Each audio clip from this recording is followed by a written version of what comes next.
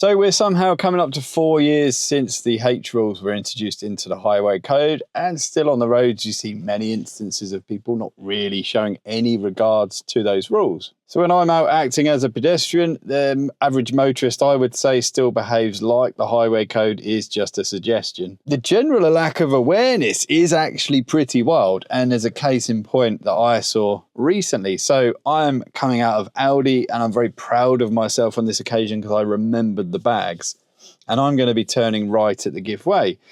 And as I'm waiting there, a young lad now approaches from the right looking to cross the road. So according to rule H2, of course, I should allow him to cross, and I've got absolutely no problem with that. So I just hold back. There's no flashing of headlights. There's no waving at him like I'm landing in something on an aircraft carrier. All I do is offer a beautiful smile.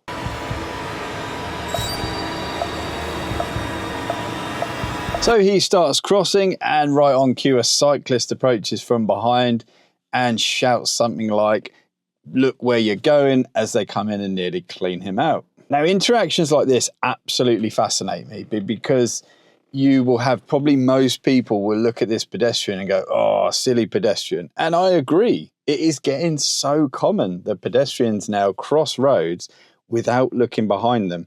I don't know what started it. I don't know if it's always been a thing, but it's certainly more noticeable these days.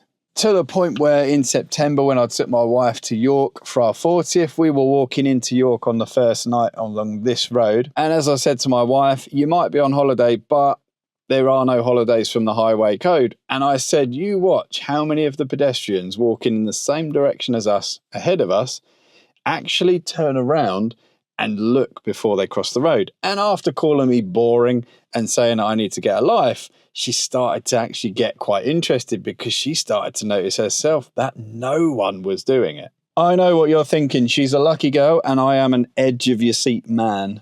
But when you actually stop and think about the risk these pedestrians are taking, it is quite mind-blowing. So yes, I expect pedestrians not to do that these days. I expect them not to look behind. On a lesson only today, me and my learner are turning left, and you can see a guy with headphones walking to the point where he's going to be wanting to cross roughly the same time we get there. So we slow right down. I get my learner to select first gear, and when he turns round, he wakes back up, realizes that he doesn't want to cross, and makes it very clear that he just wants us to continue. Now, always at that point, if you can see, what we've done is we've kept him safe. So if he did just walk across the road there, we're ready to keep him safe. And that's what we should be doing according to the highway code. When he decides he doesn't want to cross, it is perfectly fine, of course, to then just go, okay, thanks. And we carry on keeping half an eye on him. Nothing worse than getting into the whole, oh no, after you, after you, no, after you, no, after you. It's annoying. Get on with it.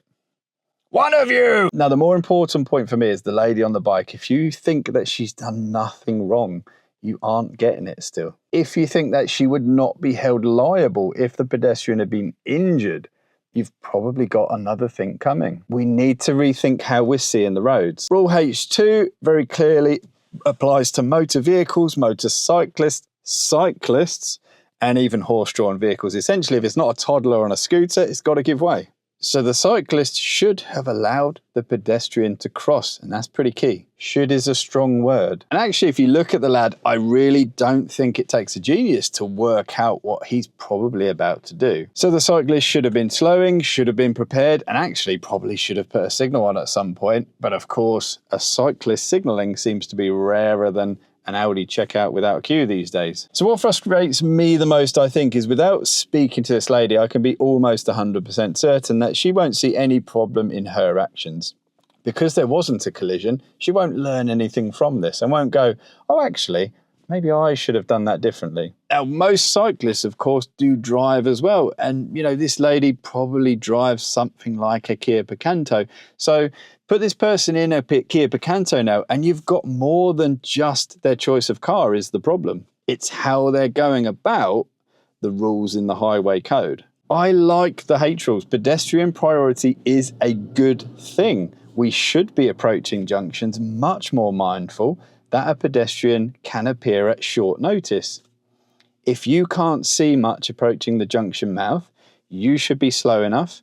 If you've got obstructions blocking your view, you should be slow enough to see a pedestrian and allow them to cross. That's the idea of it. Everyone stays safe. Unfortunately, not enough people are thinking about their driving. So as ever, let me know in the comments, what do you feel about this situation? I know there's some people that don't like the H rules, but for me, if you don't like the H rules, I don't really understand why. Are you seeing more of it on the roads where people are allowing pedestrians to cross in situations where they should? And how do you feel about actually doing the H rules and, for example, letting a pedestrian cross before you turn in? Does it make you feel uncomfortable because maybe the traffic behind, etc.? How are you feeling about this generally? 4 years on from it, let me know.